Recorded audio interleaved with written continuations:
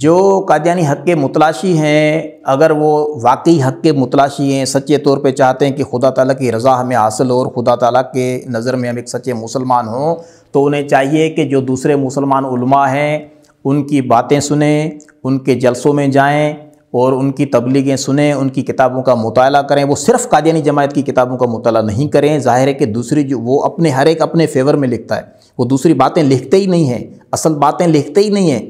एक शख्स जो सिर्फ जमात अहमदिया की किताबें पढ़ता है, किसी और से के साथ मिलता भी नहीं है, MTA के अलावा कोई चैनल भी नहीं देखता और उसको कुफर समझता है देखना, तो ऐसे नहीं होता।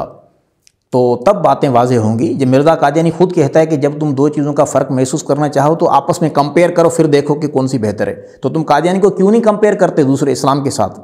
तो कंपेयर करके देखो। कंपेयर तब करोगे जब दूसरी चीज़ों पे आप गौर करोगे, तब कंपैरिजन के साथ आपके सामने जो असल हकीकत होगी सामने आ जाएगी कि कुरान शरीफ क्या फरमाता है। फिर कादियानी जमात में कौन सी ऐसी चीज़ें हैं जो कुरान में नहीं है और उनको वो अपने लाहे अमल समझते हैं। इंशाअल्लाह ताला तुम्हें इत्मीनान मिलेगा, तुम्हें तसल्ली मिलेगी। सारे मामला खुदा ताला के हाथ में होते हैं। इंसान जब सच्चाई को इख्तियार करता है तो खुदा ताला खुद ही उसको एक तसल्ली देता है, एक इत्मीनान देता है। कादियानियत को छोड़कर इस्लाम कबूल करने के बाद मेरी ज़िंदगी का ये मकसद है कि जितने भी कादियानी हैं उनको इस्लाम की दावत दूँ और उम्मीद करता हूँ कि सारे के सारे कादियानियत को छोड़कर इस्लाम की तरफ आ जाएंगे। तहफ़्फ़ुज़ ख़त्म नबूवत, नामूस रिसालत, रद्द कादियानियत, हालात हाज़रा और दीगर अहम मुल्की व बैनुल अक़वामी मौज़ूआत पर मबनी मुस्तनद और मालूमाती प्रोग्राम्स देखने के लिए KTV ऑफिशियल के YouTube चैनल को सब्सक्राइब कीजिए।